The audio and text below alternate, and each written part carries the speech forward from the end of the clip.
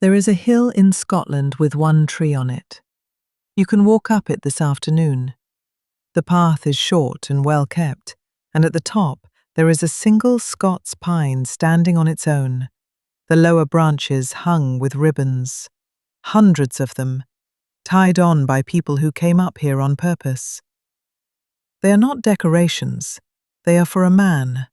He was the minister of the parish down the road. He died on this hill, and the story people tell is that he did not die at all, that the fairies took him, because he had written their secrets down, and that he is inside that pine tree now. The minister was real. His name was Robert Kirk, and he did write the book, the most detailed account of Scottish fairy belief anybody has, finished the year before he died.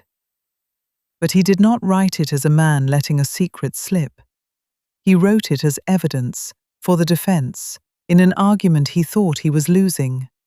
And the story about the fairies taking him cannot be traced back any further than a guidebook printed 114 years after his funeral by another minister of the very same parish. So the whole thing is the wrong way round. We tell it as a story about a man who got too close to something old and paid for it, when what happened is that a careful, argumentative piece of writing was turned into a ghost story by the men who published it, and the ghost story is the part that lasted. That is worth 10 minutes, because it is not really about fairies at all. It is about how much easier it is to remember what happened to a man than what he said. Start with the version on the hill, because it is a good story, and it is told very well. Kirk learns too much. He writes it all down, where they live, what they wear, what they eat, how a man gets the sight to see them, and the people he is writing about have not given him permission. Then, on a summer evening, he walks out onto their hill and drops. The body they bury is not really him, and at the funeral they say, the coffin held stones. You can see why it holds together. The punishment fits the crime exactly. The man who collected other people's secrets is collected himself, and the folklorist becomes a piece of folklore. It is neat in a way that true things almost never are, and it even has evidence attached. A gravestone in the old churchyard at Aberfoyle that the story says his body was never under. Here is the problem with the evidence. Nobody wrote any of it down for a very long time. The earliest telling anyone has been able to point to sits in a book of Perthshire scenery, published in 1806, 114 years after Kirk was buried, and its author was Dr. Patrick Graham, the minister of Aberfoyle. In Kirk's parish, in Kirk's pulpit, 4 ministers on. That is the source. Walter Scott took the story from him by name, and everyone since has taken it from Scott. I want to be careful here, because this is where it would be easy to cheat. Nobody says Graham invented it. He may well have been writing down something the parish had told itself for generations. No printed version survives from before him, and that is not the same as nothing existing. But the gravestone will not rescue it either. The lettering on that stone, according to people who study Scottish stones for a living, looks like the end of the 1700s at the earliest, a century after the burial it is supposed to mark. So the proof and the story surface at roughly the same moment, and that moment is a very long way from the man. Which leaves the question the whole thing turns on. If Robert Kirk was not a mystic who learned too much, what was he? He was, first of all, a working parish minister, and a Gaelic one. He took the parish of Balquhidder as a young man, moved to Aberfoyle in middle age, and spent his life doing the ordinary, unglamorous work of a Highland church. He was also one of the best Gaelic scholars in Scotland. He put the Psalms into Gaelic verse, the first complete set anyone had managed, so his congregation could sing them in the language they spoke at home. And then he was called to London, to see a Gaelic Bible through the press. Think about what that trip is. A Highland minister goes to the largest city in the world, stands over a printer for the better part of 2 years, and counts 3,000 copies of a Bible off the press, so they can be carried north and handed out in glens where nobody could read the English one.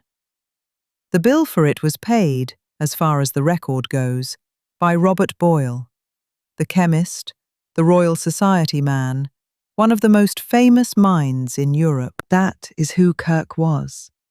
Not a man on the edge of the church, whispering to hills. A man at the centre of the most serious intellectual project his country had. And then he went home to Aberfoyle and started making notes about the fairies. He wrote down what his parishioners told him, and he wrote it the way a naturalist writes. Their houses are large and fair, lit by lights that burn without fuel. Their clothes are plaids and coloured cloth, the same clothes his own congregation wore. There is even a method for getting the second sight, and it involves your foot placed under another man's foot and his hand laid on your head. He did not treat any of that as a sin, and he did not treat it as charming. He treated it as testimony that needed collecting before it was gone. And on the front of it, he wrote what it was for. He called it an essay to suppress the impudent and growing atheism of this age.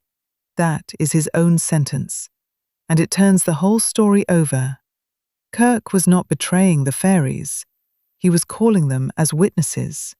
His argument was that if ordinary Highlanders really could see an order of creation the rest of us cannot, then the invisible world is a fact you can gather evidence about, and the fashionable men in London who had decided nothing exists beyond what you can weigh were simply wrong. He was not writing against the church. He was writing for it, with the strangest witnesses he could find, and he never published a word of it. The manuscript sat in his house, finished and unread. Here is the detail I keep coming back to. There was a hill beside the manse, and on summer evenings, Kirk was in the habit of walking out onto it in his nightgown, the way a man steps outside at the end of a long day in the clothes he is going to bed in, because it is warm and it is light, and the hill is right there. On the 14th of May, 1692, they found him lying on it. He was 47, and nobody has ever established what killed him.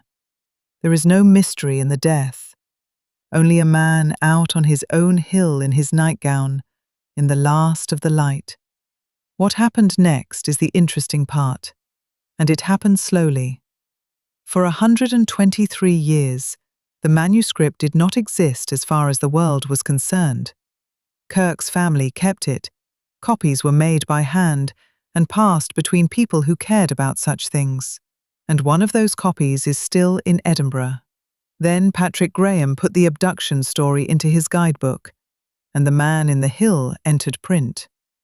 9 years later, Walter Scott published Kirk's manuscript, and he published it as the work of the minister the fairies had taken. The book and the ghost story arrived in the world together, in the same decade, a century after the man was dead. After Questions was fixed, Andrew Lang re-edited the book at the end of that century and repeated the legend in his introduction, and our telling since has come down the same line. Graham to Scott to Lang, and finding to the sign at the bottom of the hill. Form being made the fairy minister. Only one of them ever met the fairies, and he thought he was doing science. So go back up the hill. The bridons on that pine were tied by people who believe they are honouring a man the fairies punished for talking, and what they are honouring is a story written by his replacement, in a book meant to sell the scenery of Perthshire to visitors. The Mon himself is underneath all of it, a Gaelic scholar who spent his last year taking his neighbours seriously when the educated world laughed at them, and who wrote down what they said because you thought it was the best argument they had. He was about to be read as a witness. he of remembered as a ghost. The tree is still there, and so are the ribbons, and every one of them is tied to the wrong story. So, is there a place near you that people visit for something that is supposed to have happened there? Tell me of both they say about it, and I will read every one. If you like history that turns out younger than it looks, subscribe. Thanks for watching. I will see you this time.